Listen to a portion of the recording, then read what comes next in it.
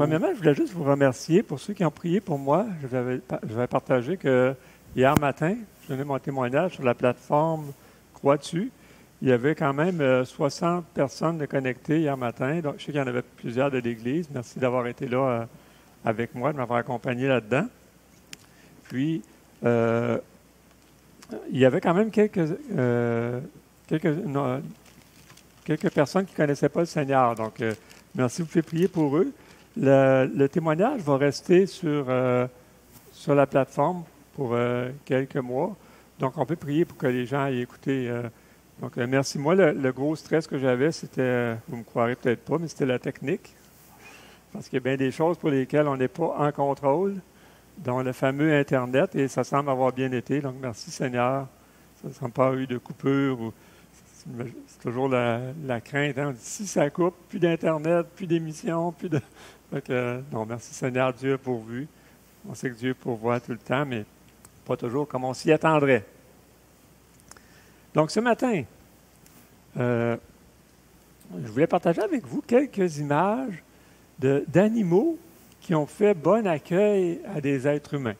Vous allez comprendre ce que je veux dire. Il y a des qui n'aimeraient pas être accueillis comme ça par une maman à lion. Hein? Ça semble-tu, hein? Toute contente, c'est quelqu'un qui l'a élevé. Et la même chose avec un lion aussi. Regardez-moi la face de cet animal-là. Hein? Tout content, même s'il y a des barreaux, elle vient ici que je te fasse un gros hug, là.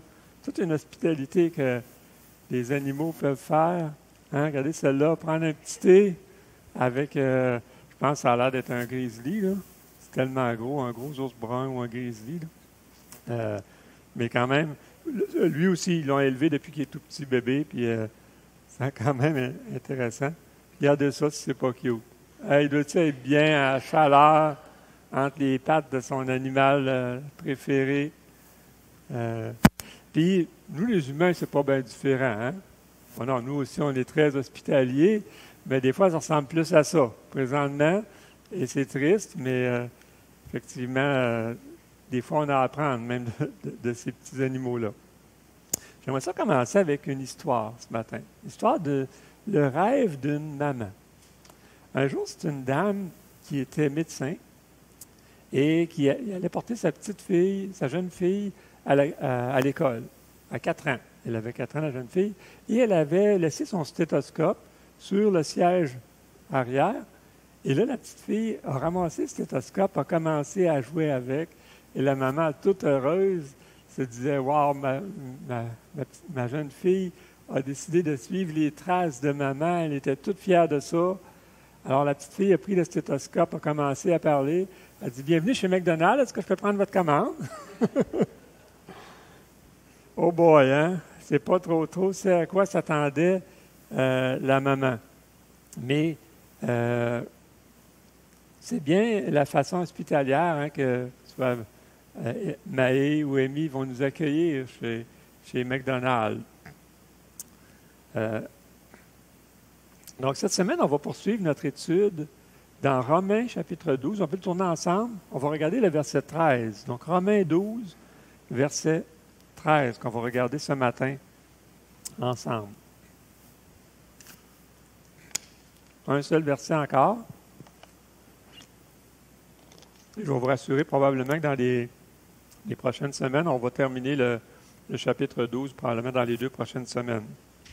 Puis le début du chapitre 13, on l'a déjà vu, donc on va progresser un petit peu plus vite. Mais à cause de la teneur de tout ce qu'on va parler ce matin, on va regarder juste un verset. Donc le verset 13 de Romains 12 nous dit « Pourvoyez aux besoins des saints et exercez l'hospitalité. » 2 phrases. « Pourvoyez aux besoins des saints, exercer l'hospitalité. » Donc, vous allez comprendre qu'il y a 2 points dans mon message ce matin. Chacune des phrases, on va se remettre au pied du Seigneur. Eh bien oui, Seigneur, on veut venir au pied de ton trône. On veut se remettre entre tes mains, Seigneur. Prépare nos cœurs à recevoir ce que tu as à nous dire à travers ce simple verset de tes Écritures, mais qui est tellement chargé de sens, Seigneur. Et je te prie d'utiliser ma bouche, Seigneur, pour bien communiquer aussi la richesse de ce texte-là. Et c'est en Jésus qu'on veut se remettre entre tes mains. Amen. Donc, premièrement, pourvoyez aux besoins des saints. le principe à travers cette phrase-là, c'est un petit peu comme quelque chose qu'on fait régulièrement depuis quelques années. Vous avez sûrement déjà fait ça, ceux qui sont sur Accéder, hein? On appelle ça un virement entre comptes.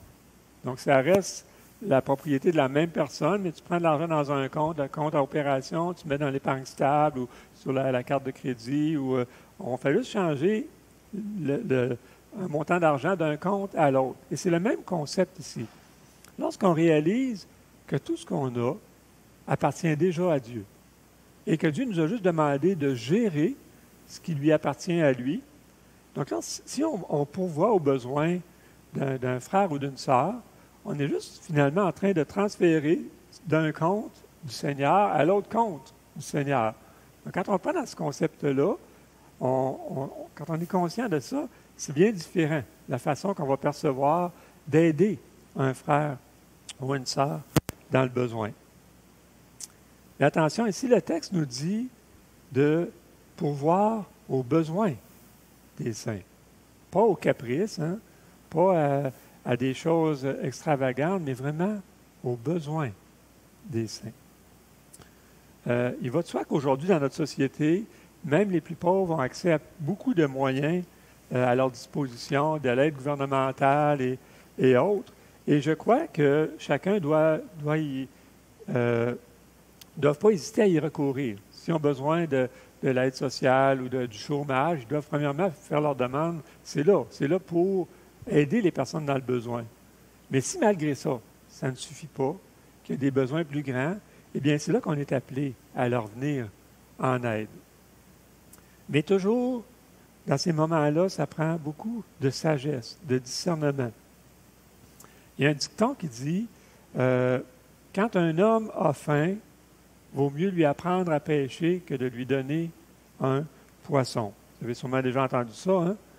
Mieux de lui apprendre à pêcher, parce que la prochaine fois qu'il va avoir faim, il va juste avoir à aller à la pêche, plutôt que de lui donner un poisson, puis la prochaine fois qu'il va être faim, il va être encore mal pris.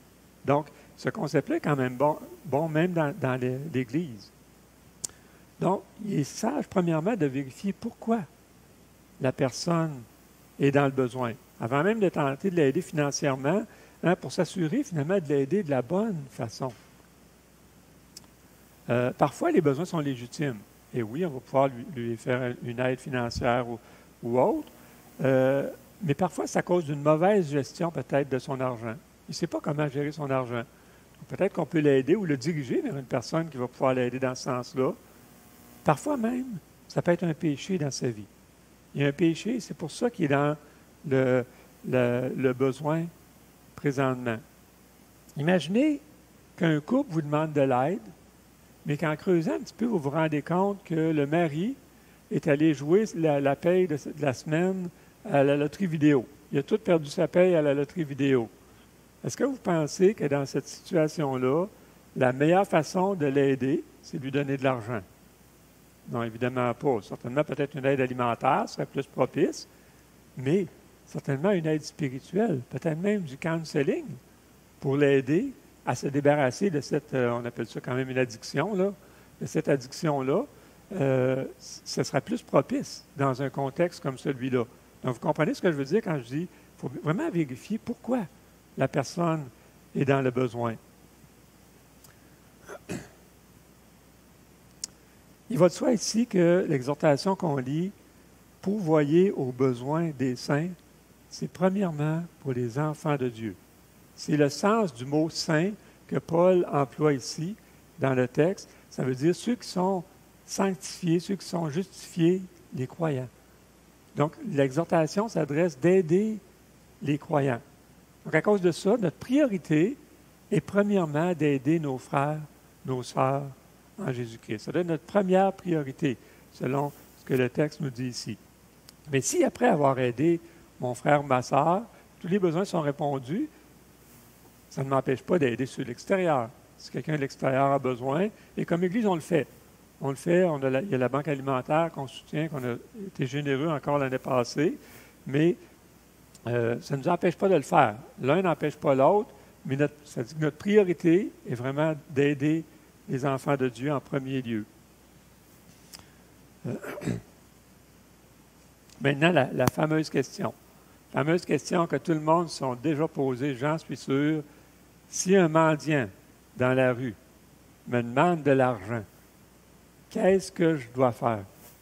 Est-ce que je dois lui donner de l'argent comme il me le demande ou est-ce que je ne devrais pas lui donner de l'argent? Et je suis conscient que chacun d'entre nous, dépendamment de votre contexte, ce que vous avez vécu dans le passé, l'éducation que vous avez eue, les expériences que vous avez eues, eh bien, votre réponse va toute être différente, j'en suis certain. Il m'est arrivé, puis j'étais adolescent à l'époque, j'étais allé dans le Vieux-Québec, une sortie scolaire, là, puis j'avais amené mon lunch, puis j'avais déjà dîné, puis un mendiant est venu me voir, puis l'homme me disait que ça fait plusieurs jours que je n'ai pas mangé, il dit, tu n'auras pas 25 sous à me donner. Je n'avais pas d'argent. J'étais adolescent, puis je n'avais pas d'argent avec moi, mais il me restait une pomme dans mon lunch. Je lui ai offert, je lui ai dit, regarde, ça fait plusieurs jours que tu n'as pas mangé, je peux te donner ma pomme, là, je ne pense pas en avoir besoin. Savez-vous ce que ça a été quoi sa réaction? Il m'a lancé une poignée de bêtises, s'est mis à crier après moi. Sincèrement, ça fait plusieurs jours que tu n'as pas mangé. Mon offre était quand même généreuse. Si ça ferait 3, 4 jours que je n'aurais pas mangé, puis j'aurais une pomme, je la prendrais. Je serais bien content de la prendre, la fameuse pomme. Mais évidemment, l'argent qu'il voulait, ce n'était pas pour s'acheter de la nourriture. Probablement pour s'acheter une dose de drogue ou de la boisson ou autre. Mais ce n'était pas pour manger. Donc, non seulement je ne l'aurais pas aidé en lui donnant de l'argent, parce que j'aurais participé à son addiction probablement, mais en plus de ça, il était en train de me mentir. Il me mentait pour que je lui donne de l'argent. Donc, j'aurais en plus encouragé son mensonge. Donc, c'est juste pour dire que il ne faut pas généraliser, mais des fois, des expériences comme celle-là peuvent faire que le prochain, tu vas dire, ouais, c'est bien. Comme quand on est allé en Europe, on avait une amie qui était avec nous, puis justement, une dame, ses enfants étaient en train de mourir de faim, puis elle nous a dit, là, c'est pas vrai. C'est pas vrai. Elle va envoyer ça dans son pays pour leur grosse demeure copieuse, là, pour entretenir, mais c'est pas vrai ce qu'elle dit là. Mais les expériences qu'on a font que la façon qu'on va réagir va être bien distincte l'un de l'autre. J'aimerais ça qu'on prenne un exemple biblique pour comprendre ce concept-là. Et c'est un exemple qu'on a regardé ensemble dans le groupe du vendredi. On est rendu un petit peu plus loin. C'est pas Pierre et Jean. Pierre et Jean qui entraient dans le temple. Et à la porte d'entrée, qui appelait la Belle, ils ont vu un boiteux qui était déposé là chaque jour. C'est une personne qui était paralysée des jambes, qui ne pouvait pas marcher. Et ils ont vu le boiteux qui leur a demandé l'aumône, demandé de leur donner. Bon, à ce moment-là, il demandait soit de l'argent ou de la nourriture. OK? Et regardez ce que Pierre et Jean lui ont répondu. Ils ont dit, je n'ai ni argent ni or. Et s'il le dit, c'est parce que c'était vrai. Mais ce que j'ai, je te le donne. Au nom de Jésus-Christ de Nazareth, lève-toi et marche. Donc, est-ce que Pierre et Jean ont répondu aux besoins du boiteux? Pensez-vous que c'est ça, ce à quoi le boiteux s'attendait? Non, il s'attendait d'avoir de l'argent ou de quoi manger.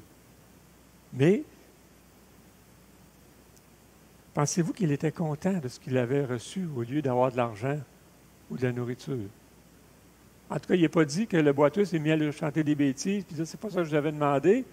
Non. Quand on regarde un petit peu plus loin dans le texte, au verset 8, on voit qu'il est en train de marcher, sauter, puis louer le Seigneur.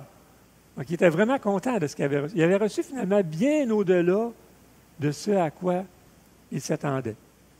Pierre et Jean n'ont pas répondu aux besoins précis que le boiteux leur demandait, mais il leur a donné bien mieux que ça. Bien mieux que de l'argent. Maintenant, il n'y aurait plus besoin de demander l'aumône. Il pouvait travailler. Il avait 2 jambes bien solides pour le faire. Voyez-vous comment, c'est un petit peu le concept que je vous dis, de répondre aux besoins réels de la personne et non pas nécessairement à ce qu'il nous demande. Deuxièmement, pour voir aux besoins des saints, mais maintenant exercer l'hospitalité. Souvent, lorsqu'on pense à l'hospitalité, on va dire hey, je vais inviter Ginette et Sylvain à la maison, on va prendre un bon repas ensemble, puis je vais exercer l'hospitalité. Mais ce n'est pas de cette hospitalité-là que Paul nous parle ici. Notre phrase, d'ailleurs, pourrait être traduite avec le titre que j'ai donné ici en bas, là, poursuivez l'amour pour l'étranger. C'est vraiment le sens des termes qui sont utilisés, qui ont été traduits par exercer l'hospitalité, c'est de poursuivre l'amour pour l'étranger. OK? On va regarder 2 exhortations que Jésus nous a laissées en rapport avec l'hospitalité. Et je veux qu'on les regarde ensemble. La première, c'est dans Luc, chapitre 14, versets 12 à 14. Alors Jésus dit, il dit aussi à celui qui l'avait invité, c'est une parabole qu'il donnait, lorsque tu donnes à dîner, il donne une parabole à celui qui l'avait invité, lorsque tu donnes à dîner ou à souper, n'invite pas tes amis, ni tes frères, ni tes parents, ni tes voisins riches, de peur qu'ils ne t'invitent à leur tour et qu'on ne te rende l'appareil. Mais lorsque tu donnes un festin, invite des pauvres, des estropiés, des boiteux, des aveugles. Et tu seras heureux de ce qu'ils ne peuvent te rendre l'appareil, car elle te sera rendue à la résurrection des justes. Donc, ce que Jésus est en train de faire, c'est de nous montrer la différence entre finalement la communion fraternelle et l'hospitalité. Donc oui, on est appelé d'inviter les frères et sœurs, notre famille et tout ça à la maison, mais on appelle ça la communion fraternelle. Et ce qu'il nous demande, c'est d'aller plus loin, d'exercer l'hospitalité à l'égard des étrangers. Ici. L'hospitalité surnaturelle à laquelle on est invité ici, à laquelle aussi nous sommes enclins depuis qu'on a reçu l'Évangile, qu'on a été transformés par le renouvellement de notre intelligence, c'est d'accueillir sans s'attendre à recevoir en retour, d'être reçu en retour. D'où l'idée d'inviter ici les pauvres, les malades, les infirmes. C'est quelque chose qui n'est pas inné en nous. Ça demande même un effort important de notre part. On ne sait jamais à quoi s'attendre. C'est insécurisant. Hein? On est devant l'inconnu total, finalement. Ce qui ne veut pas dire que ce ne sera pas des moments agréables quand même. Là. Et lorsque tu invites un parfait étranger, quelqu'un qui est juste de passage, eh bien, ça peut être des moments très agréables quand même que tu vas prendre, mais c'est ça l'exhortation qu'on a ici. Et ce texte-là nous dit encore qu'en faisant ça, finalement, on va s'amasser des trésors au ciel. Hein? Il dit, je l'ai avancé, j'aurais pas dû. Elle te sera rendue à la résurrection des justes. C'est ça que Paul est en train de nous dire, que Jésus est en train de dire dans sa parabole, que quand on va être au ciel, c'est là qu'on va avoir notre récompense, finalement, pour d'avoir fait ça. C'est la première illustration. La deuxième, c'est dans Matthieu, chapitre 25, les versets 34 à 40. Je veux qu'on les lise ensemble. Vous allez voir cette illustration-là qui nous aide à comprendre l'hospitalité ici. Alors le roi dira à ceux qui seront à sa droite, « Venez, vous qui êtes bénis de mon Père, prenez possession du royaume qui vous a été préparé dès la fondation du monde. Car j'ai eu faim et vous m'avez donné à manger. J'ai eu soif et vous m'avez donné à boire. J'étais étranger et vous m'avez accueilli. J'étais nu et vous m'avez vêtu. J'étais malade et vous m'avez visité. J'étais en prison et vous êtes venus vers moi. » Et juste lui dire, « Seigneur, quand t'avons-nous vu avoir faim et t'avons-nous donné à manger? Ou avoir soif et t'avons-nous donné à boire? Quand t'avons-nous vu étranger et t'avons-nous accueilli? Ou nu et t'avons-nous vêtu? Quand t'avons-nous vu malade ou en prison et sommes-nous allés vers toi? » Et le roi leur répondra, « Je vous le dis en vérité, toutes les fois que vous avez fait ces choses à l'un de ces plus petits de mes frères. C'est à moi que vous les avez faites. Donc, il est question ici que lorsqu'on accueille les plus petits dans le royaume, les plus faibles, on accueille, c'est comme si on accueillait Dieu lui-même. Rappelez-vous, on est le corps de Christ. Donc, quand on le fait à un de ses membres, si j'accueille ton bras, bien, je t'accueille toi. Hein, c'est la même chose. Donc, on est membres du corps de Christ ensemble, et si on s'accueille, on accueille Dieu lui-même. Dans le même ordre d'idée, si on continue verset 45 de ce texte-là, hein, et il leur répondra, je vous le dis en vérité, toutes les fois que vous n'avez pas fait ces choses à l'un de ces plus petits, c'est à moi que vous ne les avez pas faites.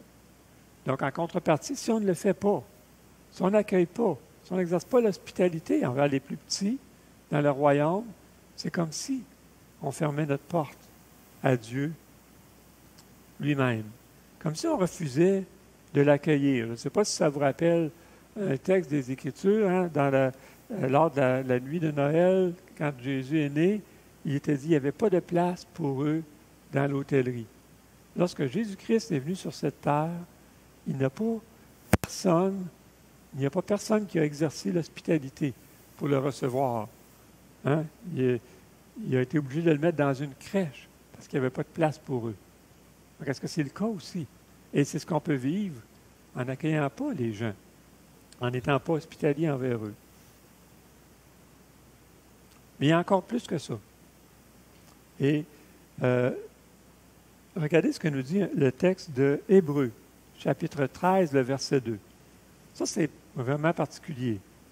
Ça nous dit, n'oubliez pas l'hospitalité, car en l'exerçant, quelques-uns ont logé des anges sans le savoir. Quoi? Qu'est-ce que c'est ça? Quelques-uns ont logé des anges sans le savoir. Bien, voyons donc. Mais c'est vrai, c'est la parole de Dieu qui nous le dit. Quand on exerce l'hospitalité, il est même possible qu'à un moment donné, c'est des anges qu'on va loger. Évidemment, c'est dans le contexte qu'on a exercé l'hospitalité envers des étrangers. Je ne pense pas qu'il y a personne parmi nous qui est des anges, on se connaît bien, on vit ensemble, mais avec un étranger, on ne sait pas. Qui sait si jamais on n'aura pas un étranger qui va passer, on va l'accueillir, puis on va avoir accueilli un ange. En passant, chicanez-vous pas trop, la prochaine fois qu'un étranger va passer parmi nous, on va se l'arracher, et dire non, c'est moi qui vais l'avoir. Finalement, on va lui arracher les bras et les jambes pour en avoir tout un petit morceau. Faisons pas ça, s'il vous plaît, là. Mais effectivement, c'est tout un privilège. On dit, on peut loger des anges lorsqu'on exerce l'hospitalité.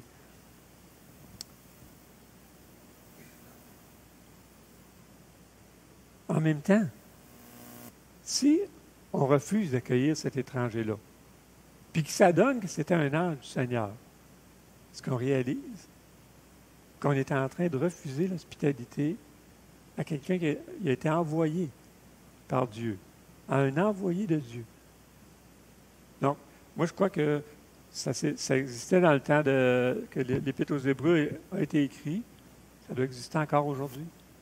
Que des anges soient de passage parmi nous, puis qu'on aura l'occasion. Donc, si on ne les accueille pas, c'est comme si on refuse d'accueillir un ange du Seigneur.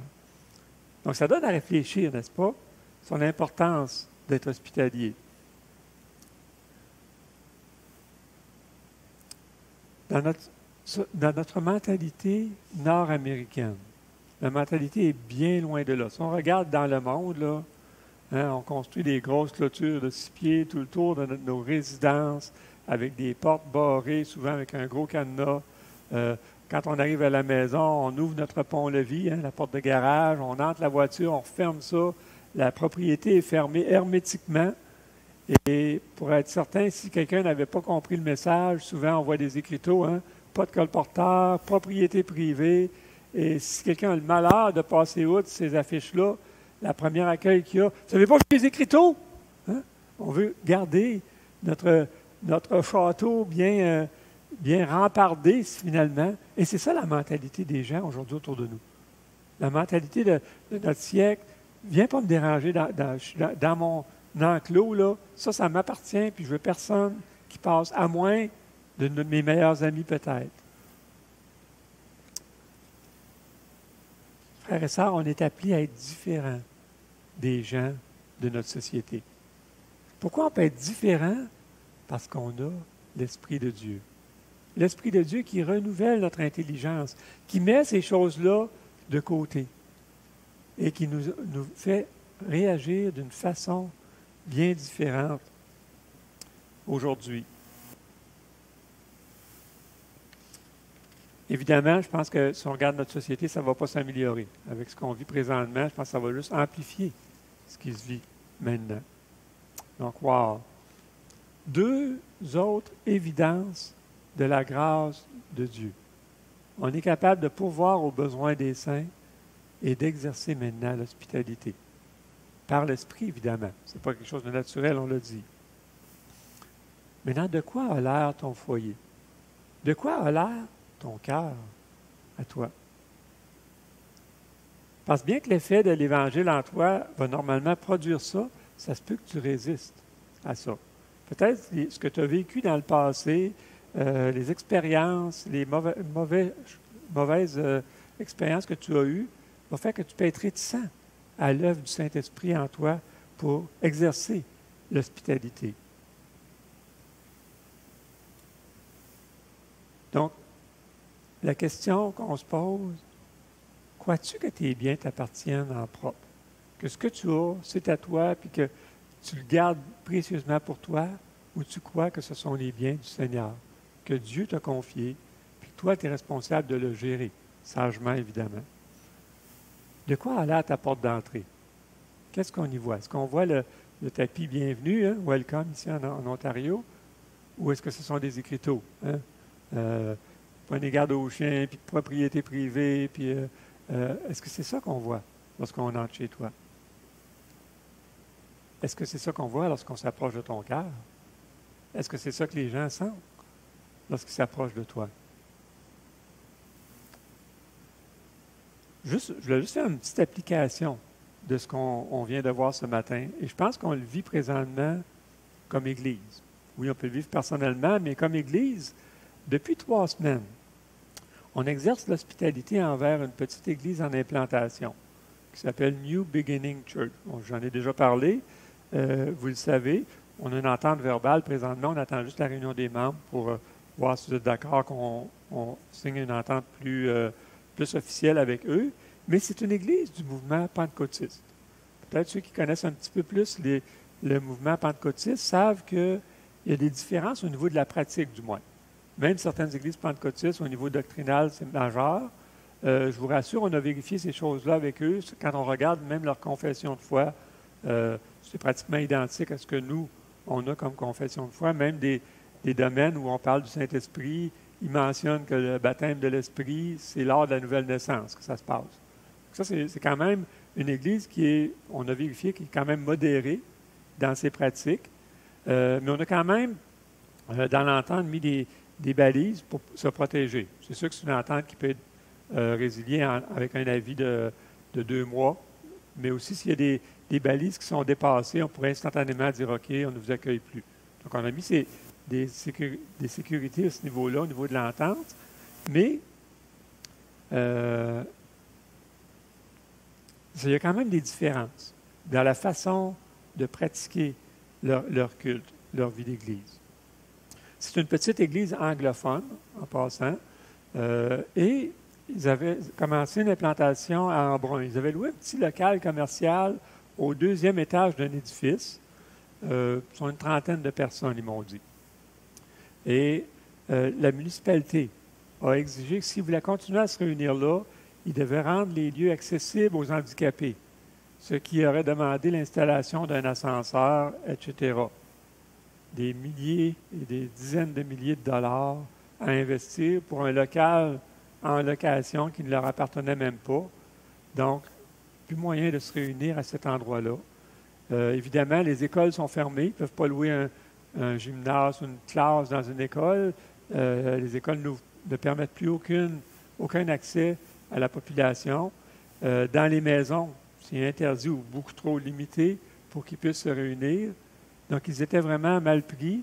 Ils ont osé venir frapper à la porte de l'Église.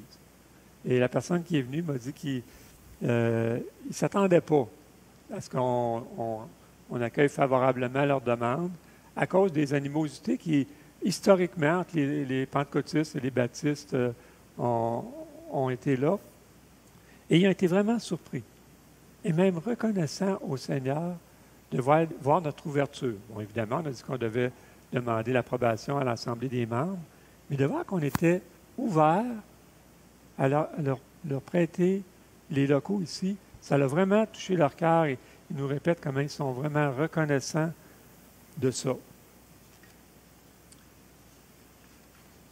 Parce qu'on leur a ouvert nos locaux, on a été généreux, finalement on a démontré de l'amour, de l'hospitalité à leur endroit.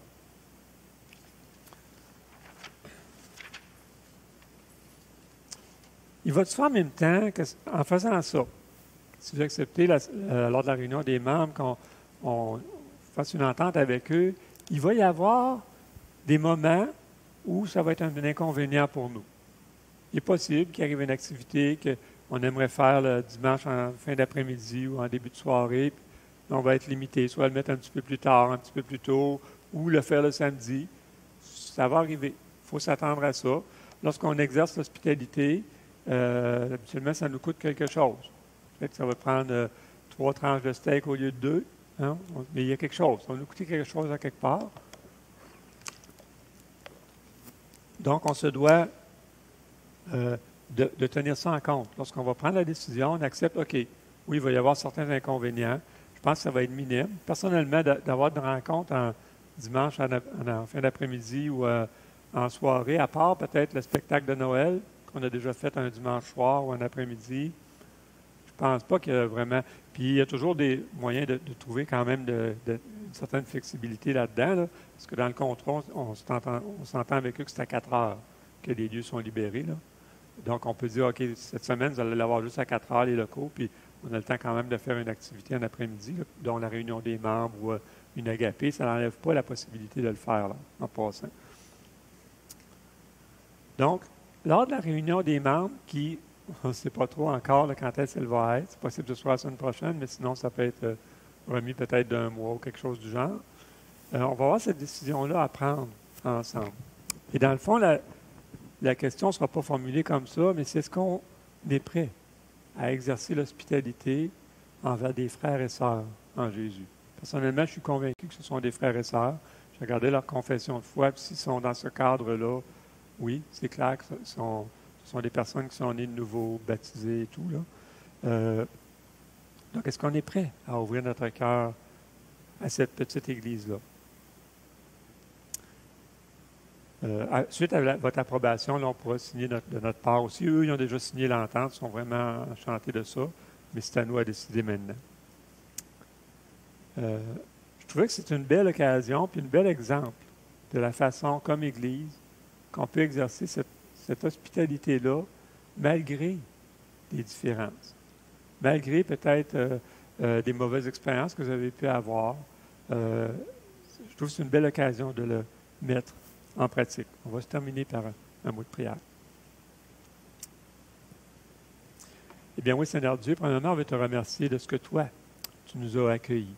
Seigneur, de ce que toi, tu n'as pas attendu qu'on soit parfait, qu'on soit à la hauteur de tes standards, Seigneur, pour nous accueillir, mais tu nous as rendus, Seigneur, à ton standard, en faisant toi-même les pas, en faisant toi-même toute la démarche, Seigneur, pour nous rendre propice à ta présence. Gloire à ton nom. Seigneur Dieu, merci aussi parce que ton esprit nous rend aujourd'hui capables d'exercer l'hospitalité, nous rend capables de pourvoir aux besoins des frères et sœurs autour de nous. Seigneur Dieu, on te prie justement de nous donner cette sagesse pour pouvoir aider, pour pouvoir recevoir, Seigneur, de la meilleure façon qui soit, de la façon que toi-même tu aurais reçue. Seigneur Dieu. Et Seigneur, qu'on ne fasse pas plus de mal que de bien en aidant ou en donnant. Et c'est en Jésus qu'on veut te prier, te le demander. Amen. Juste en passant, si jamais il y en a qui veulent aller plus loin, il y a ce petit livre-là qui existe de Corbett. Quand aider fait du tort. Donc, je vous encourage, si jamais ça vous tente d'aller plus loin, il y a des idées qu'on a partagées ensemble qui reviennent là-dedans. Donc, venez me voir, je pourrais vous le prêter.